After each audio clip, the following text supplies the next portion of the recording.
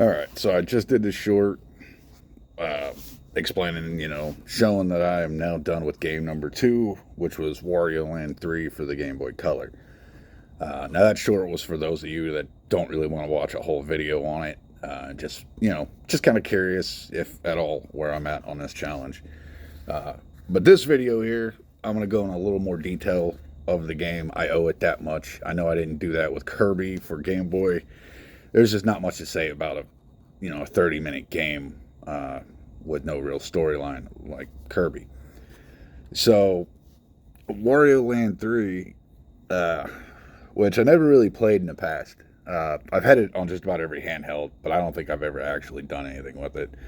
I don't think I've even really played through the first level ever. So, if you didn't watch the short, it was about a 3-hour clear for me, which doesn't sound like a lot, but I've been busy in the last week and a half, a lot of family stuff, a lot of work going on. So 3.5 hour clear time on the game, and it took about that long. When I got a chance, I sat down and I played on it. Other than that, I just had my handheld on me for any occasion I had. So where to begin with this one? The way it started out, I don't know, right off the bat, I was kind of bored to death by it. I was like, man, I got 2 in a row that they're not really intriguing me at all, And, it started to bug me a little bit. Let me see if I can hop on one of my other saves. Here we go. Oh, I just saved over that. Well, there goes that. I was going to just kind of do a map walk around, but never mind. I screwed that up.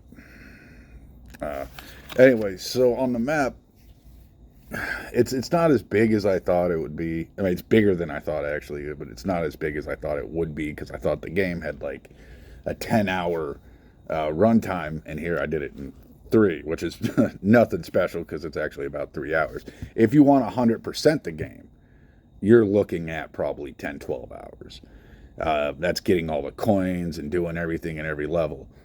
Now, gameplay-wise, and I'm probably going to hop over to Crystalis and just look at it on here while I talk. Anyway, gameplay-wise for Wario Land 3, I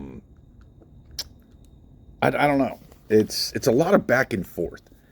So you'll start out going into the level, and your main objective is to find a key for a chest, open the chest, get the item, move on. Periodically, you'll open a chest that has an item that gives you a power-up. Like, I can jump higher, I can smash through bricks, I can swim. But once you get that, so say you clear level 1, you open the chest, you don't get nothing. But level 2 opens, so you go to level 2, you clear it, get a chest. By level 4, you get a chest that all of a sudden now you can ram walls and break them. So you go back to level 1, because there's more to the level, and you've seen there's more to the level, but you couldn't access it. But now you can break walls. So you go back to level 1. All of a sudden you can smash through walls. You open up more of the level. You find a different color key that relates to a different chest, and you open that. So a lot of the game is a bunch of back and forth. And I mean, let me correct that. It's not a bunch of back and forth. It's all back and forth, which is annoying. I kind of get tired of that back and forth thing, but I get it, because it's kind of, your platformer puzzle, building this world thing for Game Boy Color. And, where I started out thinking about the game and where I ended up, definitely 2 different places. I didn't like it when I started, and I got to tell you, by the end of it, I didn't hate it. I liked it a lot better than I thought I would. Still not a fan of the back and forth, and really the end boss being an angry clown, not that great. So 2 games in a row where the end boss was kind of, whatever. I will say there are other bosses throughout Wario Land 3 that were way harder.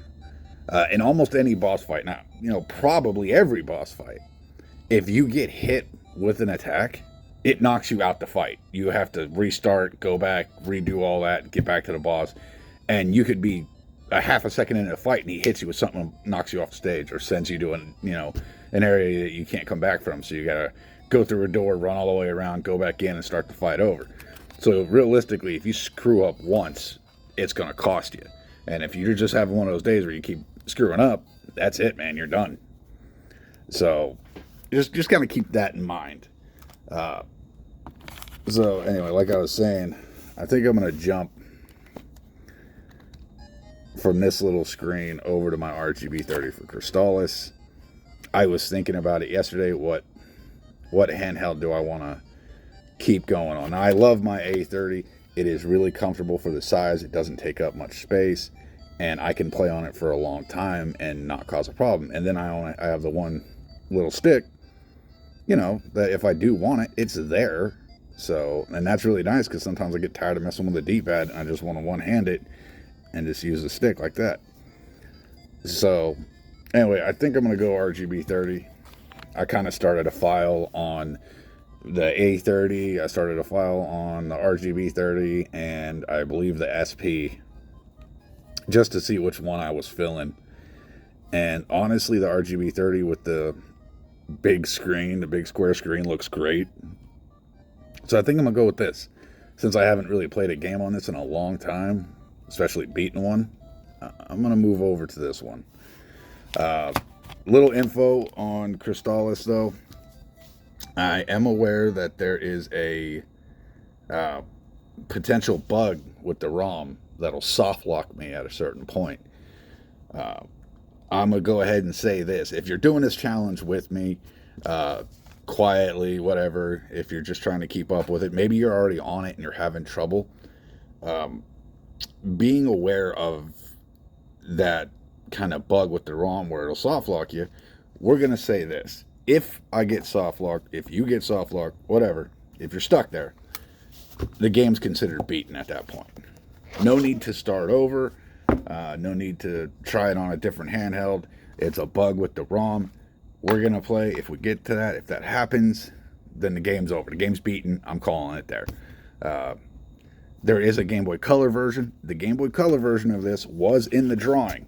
If you watch the video when I draw Crystalis, there's something in parentheses next to the game name, and it says, if not in GBC. So the game, drawing it counts as long as I didn't draw it for Game Boy Color, because I'm not going to play Crystalis on Game Boy Color, then, beat it, and then go over and play the same exact game for Nintendo. Not going to happen. So that's where we're at with the challenge. As you can see, I just started. I'm only level 2. If you're interested, if you've never played Crystalis, it's kind of like that Zelda, top-down adventure game for Nintendo. I've seen a lot of people say that over the years, they don't come back to Nintendo to play Zelda. They come back to play this. Now, this is probably the highest level I've ever been in this game, is level 2. Yeah, I know. I've been a little further, actually. I've probably been level 3, because I've actually done, the first little quest on here. Not bad. I just, game ADD. I just jump around too much. That's why I'm doing this challenge, to focus. So, but yeah, you get your little charge-up shot. Enemies are just out there spawned. There is a big lack of direction in the game. You pretty much got to talk to everybody and kind of decipher or, kind of extrapolate that data and be like, okay, I think they want me to go here. And like I said, I haven't played a whole hell of a lot of the game. Hopefully that gets, a little more streamlined, a little easier, and there's a little more direction in the game as it goes. I doubt it. Generally with Nintendo games, what you see is what you get, and how it starts off is how it starts off. And I love these old games for that. There's no hand-holding, there's no coddling. If you can't do it, you can't do it. You're screwed. The game's not going to help you. If I die 40 times, the game's not going to be like, oh, you know what, here, you're invincible for now, just so you can beat the boss, little buddy. No. The game's like, oh yeah, you died 40 times? Good luck, fucker. You're going to die another 40. And that's what I love about them. So the games nowadays, they do a lot of hand-holding and a lot of, oh, everybody gets a trophy, which is bullshit. Different topic. Anyway, so I'm moving on to Crystalis. I'll do a check-in. If I can, I want to do a little more gameplay on this one. So I'll probably do as many videos on it as I can. I'm not going to do a 3-hour long play on it. But I'll do like a couple 10-minute vids or so. And like, this is where I'm at. You know, check it out. This is what I'm doing. I'm going to try and get a little more engaged with you guys on this challenge. I didn't with the first two because I just wasn't excited about them. And when I get back to the start and hit Metroid 2 for Game Boy, I might do the same thing. I might just grind it out to get it out the damn way. You know, I'll do my check-ins with you guys. But anyway, so I'm at work. I got to get to work, but I'm going to start working on Crystalis, and I'll probably release another video tonight or tomorrow of just gameplay. All right, everybody. Thanks for listening to me ramble on about mindless bullshit. Thanks for stopping in. I'm the Retro Legion, and I'll catch you guys next time.